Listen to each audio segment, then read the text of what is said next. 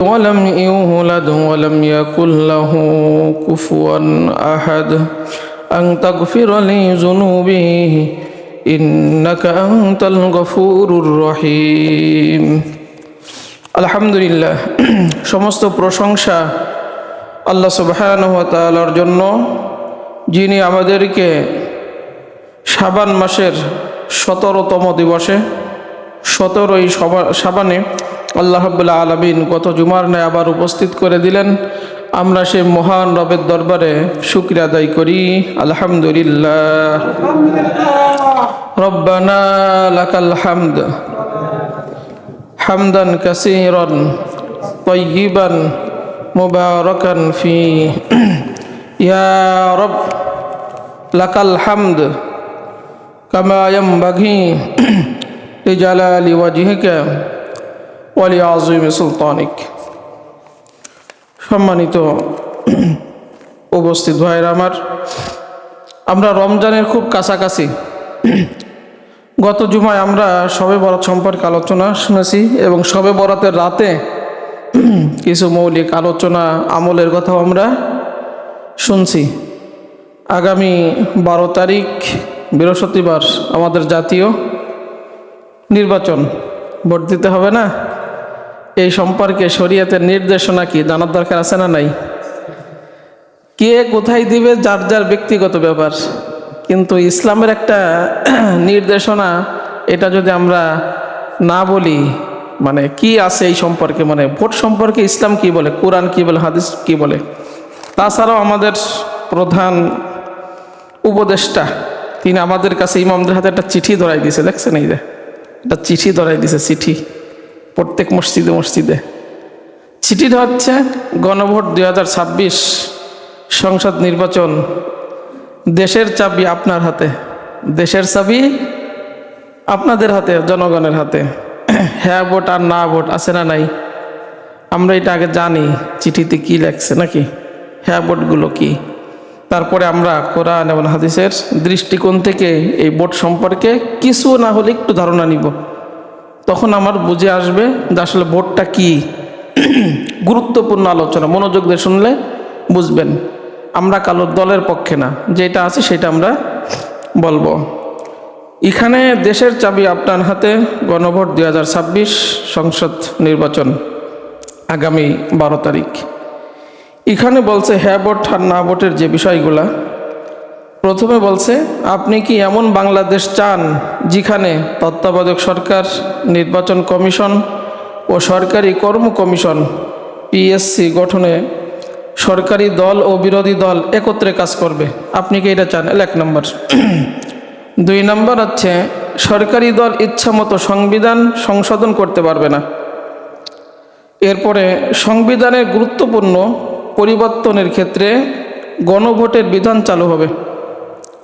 বিরোধী দল থেকে ডেপুটি স্পিকার এবং গুরুত্বপূর্ণ সংসদীয় কমিটিসমূহের সভাপতি নির্বাচিত হবেন। যতই মেয়াদি হোক, কেউ সর্বোচ্চ 10 বছরের বেশি প্রধানমন্ত্রী থাকতে পারবে না। সংসদে নারীর প্রতিনিধিত্ব পর্যায়ক্রমে বাড়বে।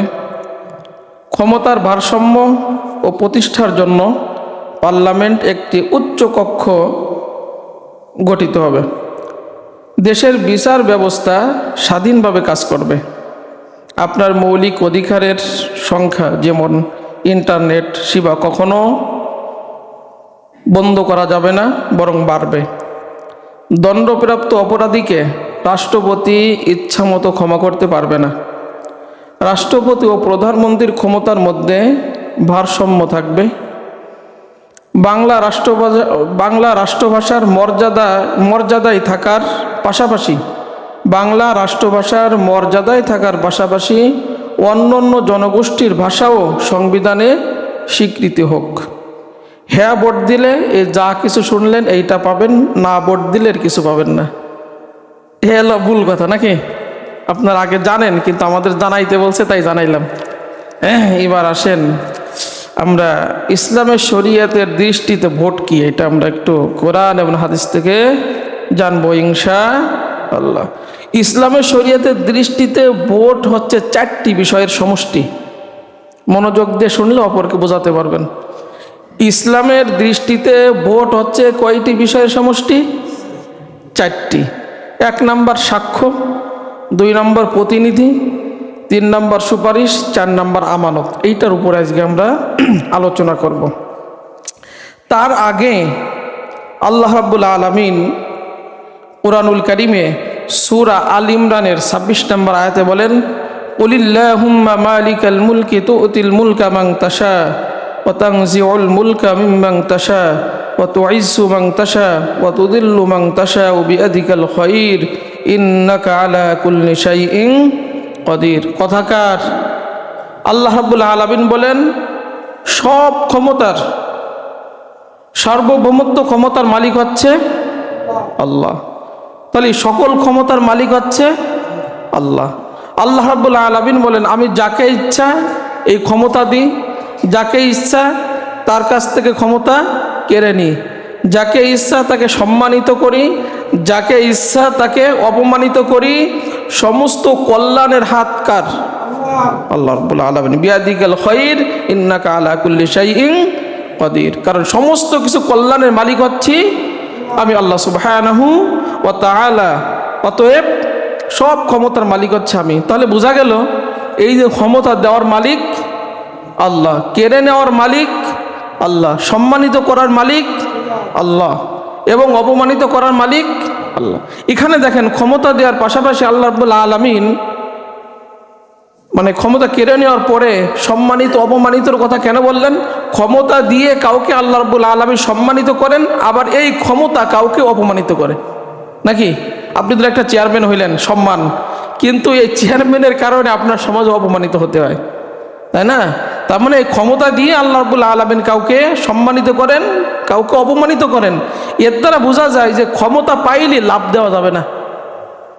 ক্ষমতা পাইলে লাভ দেওয়া যাবে না, কারণ যে কোনো সময় ওই ক্ষমতার চেয়ারের থেকে জনগণ আপনাকে কান ধরে নামাইতে পারে।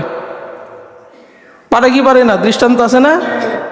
এজন্য ক্ষমতা পেয়ে শুকরিয়া আদায় করতে হবে কার? আল্লাহ রাব্বুল আলামিন। যারাই আজকে ধরেন নির্বাচিত হবে, নির্বাচিত হয়ে তাফালিং করা যাবে না, শুকরিয়া আদায় করতে হবে আল্লাহ রাব্বুল আলামিন। যে আল্লাহ, আপনি তো বলেছেন ক্ষমতা দেওয়ার মালিক আপনি, অতএব আজকে আপনি আমাদেরকে জনগণের ভোটে নির্বাচিত করে আজকে আপনি আমাকে সংসদে পাঠালেন, এমপি বানালেন, এই জন্য সর্বপ্রথম আপনার শুকরিয়া আদায় করি, আলহামদুলিল্লাহ। ঠিক আছে? এখন তাহলে এই জিনিসটা আমরা বুঝলাম। এরপরে যাদেরকে আল্লাহ রাব্বুল আলামিন ক্ষমতা দেন, এই ক্ষমতার অপব্যবহার না করে তারা যদি জনগণের সঠিক অধিকার, জনগণের ন্যায্য অধিকার যদি তারা নিশ্চিত করতে পারে, তাহলে আল্লাহ রাব্বুল আলামিন দুনিয়া ও আখিরাতে তাদের মর্যাদা বাড়াই দেন। যেরকম এই যে আপনারা শুনছেন না, যে ন্যায়পরায়ণ শাসক যদি হয়, 7 শ্রেণীর মানুষ কিয়ামতের ময়দানে আল্লাহ রাব্বুল আলামিন আরশে আজিমের নিচে ছায়া দিবেন, তার মধ্যে 1 নাম্বার হচ্ছে ন্যায়পরায়ণ শাসক। চিন্তা করছেন?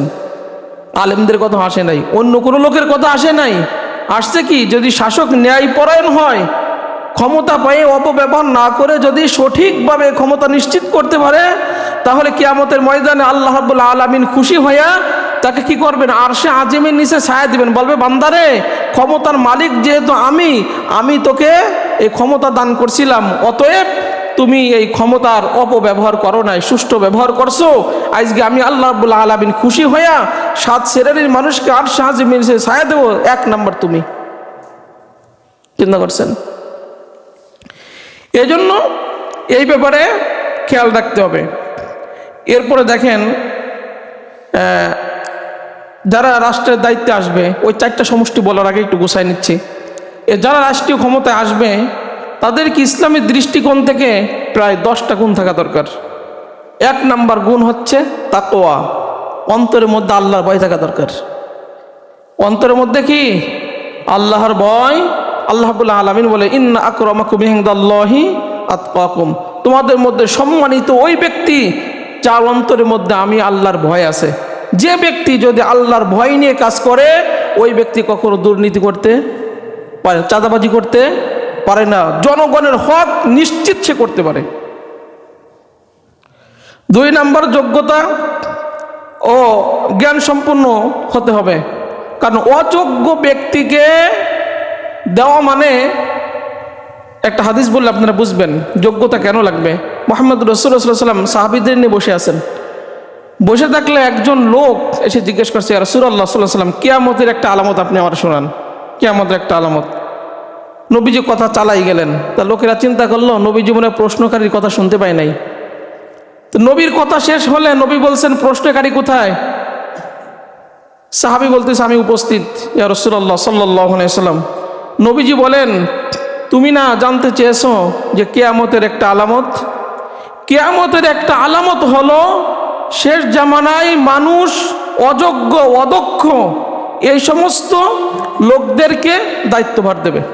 এই সমস্ত লোকরা কি করবে? নির্বাচিত হয়ে যাবে। যোগ্য দক্ষ লোক এটা আসবে না। চিন্তা করছেন? এটা একটা কিয়ামতের আলামত। কারণ যোগ্যতা সম্পন্ন ব্যক্তি এটা মানুষ তার দায়িত্ব দিতে চাবে। অযোগ্য অদক্ষ টাকা পয়সা দিয়ে এইগুলো দিয়ে তারা নির্বাচিত হয়ে যাবে। মুহাম্মদ রাসূলুল্লাহ সাল্লাল্লাহু আলাইহি ওয়াসাল্লাম এরপরে রাষ্ট্রের যারা দায়িত্বশীল হবে, 3 নাম্বার, তাদের মধ্যে আমানতদারিতা থাকতে হবে। আমানতদারিতা তাদের মধ্যে থাকতে হবে। এটা খুব একটা গুরুত্বপূর্ণ গুণ, আমানতদারিতা তাদের মধ্যে থাকতে হবে। 4 নাম্বার হচ্ছে আপনার ইনসাফ ও ন্যায় বিচার করার মানসিকতা থাকতে হবে। 5 নাম্বার হচ্ছে শারীরিক ও মানসিক দক্ষতা ঠিক থাকতে হবে। এরপর হচ্ছে পরামর্শ করে কাজ করার মানসিকতা থাকতে হবে। কোমল এবং ধৈর্যশীল হতে হবে। হযরত আয়েশা রাদিয়াল্লাহু তাআলা আনহার কাছে একজন লোক আসলো মিশর থেকে। বলল, তোমাদের মিশরের সেনাপতির খবর কি? মিশরের যে বর্তমান নেতা আছে সেই নেতার খবর কি? ওই ব্যক্তি বলতেছে, মিশরের যিনি নেতা মুহাম্মদ রাসূলুল্লাহ সাল্লাল্লাহু আলাইহি ওয়াসাল্লাম আমাদের কাছে নেতা হিসেবে পাঠাইছেন, তিনার কয়েকটা বৈশিষ্ট্য হলো যে আমাদের যদি উট হারাই যেত উনি উটের ব্যবস্থা করে দিতেন, আমাদের যদি পোশাক আশাক না থাকতো পোশাক আশাকের ব্যবস্থা করে দিতেন, আমাদের যদি জীবিকা না থাকতো জীবিকার ব্যবস্থা করে দিতেন, আমাদের যদি দাস দাসী মারা যেত উনি দাস দাসীর গোলামের ব্যবস্থা করে দিতেন। এরকম তিনি আমাদের সাথে আচরণ করতেন। হযরত আয়েশা রাদিয়াল্লাহু তাআলা আনহা বলেন, আমি কি একটা হাদিস তোমাদের শোনাবো না? নবীজি আমার এই ঘরে বসে দোয়া করছে যে আল্লাহ, আমার যে সমস্ত উম্মারা দায়িত্বভার যাদের উপরে আছে, নেতৃত্ব যারা দেব, যারা নেতা হবে, তারা যদি জনগণের সাথে কঠিন আচরণ করে, আল্লাহ তুমি তাদের সাথে কঠিন আচরণ করবা। আর তারা যদি নেতারা জনগণের সাথে কোমল এবং ধৈর্যশীল আচরণ করে, রব্বুল আলামিন তুমি ওই সমস্ত নেতাদের উপরে তোমার রহমত বরকত তুমি নাজিল করবা। তাহলে বোঝা গেল যারা নেতা হবে, নেতা হন একটা বৈশিষ্ট্য, বিশ্বনবীর দোয়া পাবে যদি তারা কোমল এবং কি হয়? ধৈর্যশীল হয়। এরপরে আপনার দুনিয়াবি লোভ হতে মুক্ত থাকতে হবে। দুনিয়াবি লোভ, নবীজি বলেন যে একটা নেকড়ে, একটা বাঘকে যদি ছাগলের পালের মধ্যে দিয়ে দেওয়া হয়, ছাগলের পালে, তাহলে ও যতটা না ক্ষতি করে, দুনিয়ার লোভ আর সম্পদের লোভ আর ক্ষমতার লোভ একজন মানুষের ঈমানটা তার চাইতে বেশি ক্ষতি করে। চিন্তা করছেন? তার চাইতে বেশি ক্ষতি করে। এই জন্য দুনিয়ার লোভ এটা থাকা যাবে না। যারা দায়িত্বশীল আসবে, যারা নেতৃত্ব দেবে, যারা নেতা হবে, তাদের মধ্যে এই দুনিয়ার লোভ না থাকা চাই। এই জন্য এরপরে সব বলতে গেলে তো সময়ের সাথে আমরা পারবো না। এরপরে যারা রাষ্ট্রে ক্ষমতা আসবে, ধরেন যারা নেতৃত্ব দেবে, নেতা হবে, তাদের 4টা কাজ করতে হবে এসে। 1 নাম্বার নামাজ কায়েম করতে হবে, 2 নাম্বার জাকাত দিতে হবে, 4 নাম্বার সৎ কাজ, 3 নাম্বার সৎ কাজের আদেশ দিতে হবে, 4 নাম্বার অসৎ কাজ থেকে নিষেধ করতে হবে। এই কাজগুলো যারাই হবে তাদের কাছ থেকে আমরা এগুলো কি করি? আশা করি। এরপরে আসেন, আমি বলছিলাম যে 4টা ইসলামের দৃষ্টিতে, যেহেতু আমরা হ্যাঁ ভোট আর না ভোটের কথা সরকারি চিঠি আপনাদের পড়ে শোনালাম, এখন আমরা আজকে জানবো ইসলামের দৃষ্টিতে 4টা জিনিসের সমষ্টি হচ্ছে ভোট। কয়টা? 4টা। 1 নাম্বার, খুব মনোযোগ দিয়ে শুনতে হবে। 1 নাম্বার হচ্ছে ভোট দেওয়ার অর্থ হচ্ছে সাক্ষ্য দান করা। ভোট দেওয়ার অর্থ কি? সাক্ষ্য। তার মানে আপনি ভোট দিলেন, এ কথা সাক্ষ্য দিলেন আমি যাকে ভোট দিলাম এই ব্যক্তি সৎ, যোগ্য এবং একজন বিজ্ঞ ব্যক্তি। এর দ্বারা দেশের ভালো কিছু হওয়া সম্ভব, এর দ্বারা জনগণের খেদমত হওয়া সম্ভব, এর দ্বারা আমরা আমাদের এলাকায় রাস্তাঘাট উন্নয়ন মানে যাবতীয় ভালো কিছু এর কাছ থেকে আমরা কি করি, আশা করি। এ কথার সাক্ষ্য আমি দিয়ে দিলাম। কিন্তু বিষয়টা যদি তার বিপরীত হয়, যাকে আমরা নির্বাচিত করছি যদি বিষয়টা তার বিপরীত হয়, তাহলে মিথ্যা সাক্ষ্য হলো। মিথ্যা সাক্ষ্যর দ্বারা নবীজি ফজরের নামাজ শেষ করে দাঁড়িয়ে বলতেছে, মুসল্লিরা তোমরা যারা ফজরের নামাজে আসছো শোনো, মিথ্যা সাক্ষ্য দেওয়া শিরকের মতো গুনাহ। মিথ্যা সাক্ষ্য দেওয়া কিসের মতো গুনাহ? শিরকের মতো গুনাহ। এরপরে নবীজি বলেন, আমি কি তোমাকে সবচেয়ে বড় কবিরা গুনার কথা বলবো না? সবচাইতে বড় কবিরা গুনাহ হলো আল্লাহর সাথে শিরক করা, পিতামাতার অবাধ্য আচরণ করা, মিথ্যা সাক্ষ্য দেওয়া, মিথ্যা কথা বলা। তাহলে আমি ভোটের মাধ্যমে আমি যে সাক্ষ্যটা দিচ্ছি, এই সাক্ষ্যটা যেন মিথ্যা না হয়। এই আপনার এই সাক্ষ্যটা যেন কি হয়, সত্য হয়।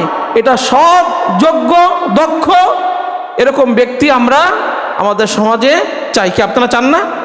এরকমটাই আমরা চাই। এই জন্য এই ভোটের ইসলামী শরিয়তের দৃষ্টিকোণ থেকে 1 নাম্বার হচ্ছে সাক্ষ্যদান করা। বুঝছেন? সাক্ষ্যদান করা। 2 নাম্বার হচ্ছে প্রতিনিধি নিযুক্ত করা। 2 নাম্বার কি?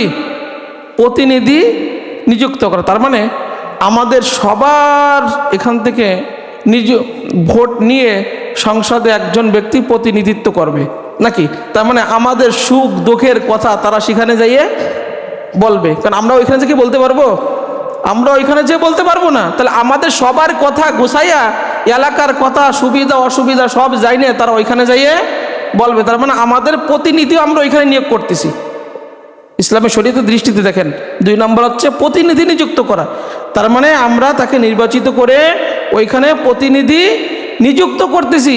কিন্তু প্রতিনিধি নিযুক্ত করার ক্ষেত্রে সাবধানতা হলো স্বজন প্রীতি করা যাবে না, দল প্রীতি করা যাবে না, টাকা খাইয়ে অযোগ্য অদক্ষ ব্যক্তিকে নির্বাচিত করা যাবে না। কারণ তারা যদি টাকা খেয়ে আমি এখান থেকে করলাম, কিন্তু সমাজের 12টা বাজাবে কি বাজাবে না? কোন আপনার দৃষ্টিতে যাকে ভালো মনে হয়, ইসলাম আপনাকে সরিয়ে বলে আপনার দৃষ্টিতে যাকে, খবরদার অন্যায়ভাবে এটা গ্রহণ করা যাবে না। এই জন্য মুহাম্মদ রাসূলুল্লাহ সাল্লাল্লাহু আলাইহি সাল্লাম এটা নিষেধ করছেন যে ব্যক্তি স্বজন প্রীতি, দল প্রীতি, টাকা খেয়ে অযোগ্য অদক্ষ ব্যক্তিকে তাদের প্রতিনিধি নিযুক্ত করলো, সে ইসলামের সাথে, সে মুসলমানের সাথে, এমনকি সে মুহাম্মদ রাসূলুল্লাহ সাল্লাল্লাহু আলাইহি সাল্লামের সাথে এবং আল্লাহর সাথে খেয়ানত করলো। কত বড় কথা চিন্তা করছেন? আমরা তো সচেতন না। যে ব্যক্তি এই টাকা খেয়ে এমন প্রতিনিধি নিযুক্ত করলো, আসলে সে যোগ্যতা সম্পন্ন না। এবং আপনার স্বজন প্রীতি করে, দল প্রীতি করে এমন লোক নিযুক্ত করলো, সে আল্লাহর সাথে খেয়ানত করলো, রাসূলের সাথে খেয়ানত করলো এবং ইসলামের সাথে সে খেয়ানত করলো। এই জন্য এই ব্যাপারেও আমাদেরকে ইসলামের শরিয়া খুব সাবধান করছে। 3 নাম্বার ইসলামের দৃষ্টিতে এই ভোটটা হচ্ছে সুপারিশ করা। কারোর ব্যাপারে কি করা? সুপারিশ করা। এই ভোট দেওয়ার অর্থ হচ্ছে আমি কারোর ব্যাপারে রাষ্ট্রের কাছে সুপারিশ করলাম যে আমরা যে ব্যক্তিকে নির্বাচিত করে পার্লামেন্টে পাঠাইলাম, এই ব্যক্তি একজন যোগ্যতা সম্পন্ন ব্যক্তি, এর ব্যাপারে আমরা সুপারিশ করে তো পাঠাইছি। কারণ আমরা আদের সুপারিশ না পেলে তো সেখানে যাইতে পারতো না, যাইতে পারতো? সেখানে যাইতে পারতো না। তার মানে সুপারিশ করে আমরা এখানে পাঠালাম। ইসলামের দৃষ্টিতে 3 নম্বর ভোট হচ্ছে সুপারিশ করা।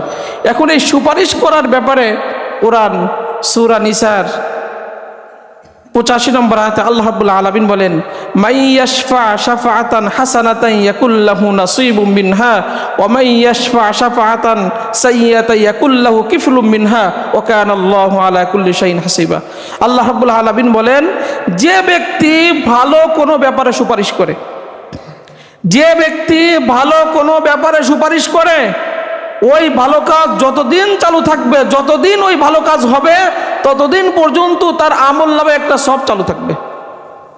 ধরেন এই যে আমরা মসজিদ করছি, এটা ভালো কাজ না? রাস্তা আমরা ধরেন করছি, একটা ভালো কাজ। মাদ্রাসা করছি, ভালো কাজ। দান সৎকার করি, ভালো কাজ। অন্য এক গরিব মানুষকে একটা জামা দিছি ভালো কাজ, একজন ক্ষুধার্তকে খাবার দিছি, এইগুলো সব ভালো কাজ না? এই ভালো কাজ। একজন মানুষ নামাজ পারে না, নামাজ শিখাচ্ছি। একজন মানুষ কোরআন পারে না, কোরআন শিখাচ্ছি। ও যতদিন কোরআন পড়বে ততদিন পর্যন্ত আমার আমলনামায় কোরআনে সব আসবে। ও তিলাওয়াত করবে কিন্তু সবটা আমার আসবে।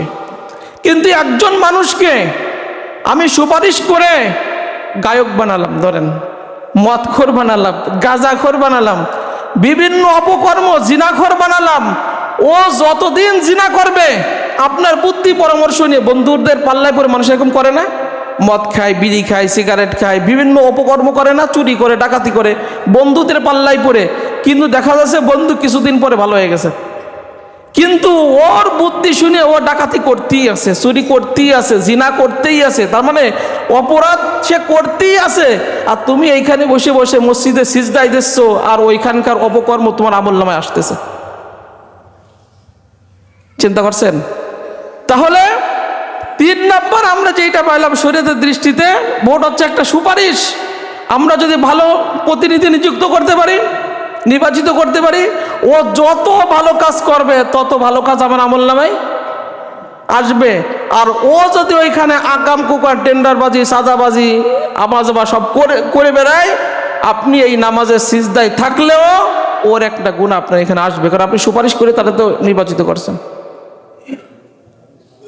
চিন্তা করছেন?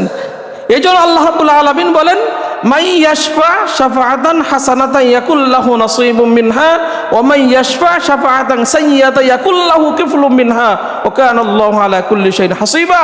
তোমরা ভালো ব্যাপারে সুপারিশ করো, তাহলে যতদিন ভালো কাজ চলবে ততদিন তুমি সদকায়ে জারিয়া হিসেবে কবরে থাকলেও নেক আমল পাবা। আর যদি তুমি খারাপ কাজের সুপারিশ করো, ওই খারাপ কাজ যতদিন তার দ্বারা হবে, তুমি নামাজ, রোজা, হজ, যাকাত, কাবা শরীফে থাকলেও তোমার আমলনামায় কিন্তু ওর একটা গুনার ভাগ তোমার আমলনামায় আসবে। আরো সহজে বুঝবেন, পৃথিবীর বুকে সর্বপ্রথম হত্যা কাজ ঘটাইছে হাবিল, নাকি? কে ঘটাইছে? হত্যা করছে কাকে? কাবিলকে। তার আপন ভাইকে হত্যা করছে না? নবীজি বলেন যে এই পৃথিবীতে ওই আদম আলাইহিস সালামের জামানাত থেকে শুরু করে, মানে ওই হত্যার ঘটনা শুরু থেকে কিয়ামত পর্যন্ত যত হত্যাকাণ্ড হবে তার একটা গুনাহ কাবিলের আমলে হয়ে যাবে, মানে হাবিলের ওদের আমলে চলে যায়। কারণ সর্বপ্রথম আদম আলাইহিস সালামের ছেলে এই হত্যা কাজ শুরু করছে, এটা দেখাইছে মানুষে যে এমনি হত্যা করতে হয়। এই জন্য যত কিয়ামত পর্যন্ত হত্যা কাজ ঘটবে তার একটা গুনার ভাগ আদম আলাইহিস সালামের ওই সন্তানের আমলনামায় চলে যাবে, হাদিসে আসছে। চিন্তা করেন, আদম আলাইহিস সালামের ছেলে রক্ষা পায় নাই, আর আমি আপনি যদি ভালো ব্যাপারে সুপারিশ হয় সব পাবো, আর খারাপ ব্যাপারে যদি সুপারিশ হয় তাহলে কিয়ামত পর্যন্ত আমার আমলনামায় কি ওই খারাপের সব যাইতেই থাকবে, যাইতেই থাকবে। 4 নাম্বার হচ্ছে আমাদের ভোট একটা পবিত্র আমানত। আমাদের ভোট কি একটা পবিত্র আমানত ইসলামের দৃষ্টিতে। আল্লাহ রাব্বুল আলামিন বলেন, ইন্নাল্লাহা ইয়া'মুরুকুম আন তুআদ্দুল আমানাতি ইলা আহলিহা। আল্লাহ রাব্বুল আলামিন বলেন, আমার আদেশ হলো যোগ্য ব্যক্তিকে তোমাদের আমানত পৌঁছাই দিবা। কারোর আমানত যদি তোমার কাছে থাকে, আমার আদেশ হলো তার আমানত তাকে পৌঁছাই দিবা। তাহলে এইটা আমার একটা আমানত, এই জন্য যোগ্য যারা তাদেরকে এই আমানত পৌঁছাই আমাদের দিতে হবে। এই জন্য সম্মানিত উপস্থিতি, আমরা শুরুতেই বলছিলাম যেহেতু সরকারের পক্ষ থেকে আমাদের একটা চিঠি আসছে এই হ্যাঁ ভোট আর না ভোটের কথা, এই জন্য আমি এই আলোচনাটা করলাম, এইগুলো আপনাদের শোনাইছি শুরুতে, যে ভোটটা কি এটা আমাদের জানা দরকার ইসলামের দৃষ্টিতে। এইভাবে আমি আলোচনা ওইভাবে করি না, কিন্তু এই প্রসঙ্গ চলে আসছে তাই বললাম। কারণ আপনারা যদি না জানেন, আপনারা বলবো তো আমাদের কিছু বলে নাই। হ্যাঁ, এখন আমাদের কোরআন এবং হাদিসের দৃষ্টিতে যেইটা আছে আমরা আপনাদেরকে জানাই দিলাম। যার যার ব্যক্তিগত যাকে যেটা যার পছন্দ হয় সে সেইটা সেইভাবে আপনারা দিবেন আপনাদের পছন্দ মতন, আপনাদের ইচ্ছা অনুযায়ী। এখানে কেন কি নাই, জবরদস্তি নাই, স্বাধীনতা দেওয়া হয়েছে। এই জন্য আল্লাহ রাব্বুল আলামিনের কাছে আমরা দোয়া করি আগামী এই 12 তারিখে যোগ্য সম্পন্ন যারা রাষ্ট্রের জন্য কল্যাণকর, আল্লাহ রাব্বুল আলামিন তাদেরকে নির্বাচিত করে দিক। যারা জনগণের জন্য কাজ করতে পারে, আমাদের দেশের উন্নয়নের জন্য কাজ করতে পারে, আল্লাহ রাব্বুল আলামিন তাদেরকে আমাদের মাঝে নির্বাচিত করে দিক। আমরা বলি আমিন।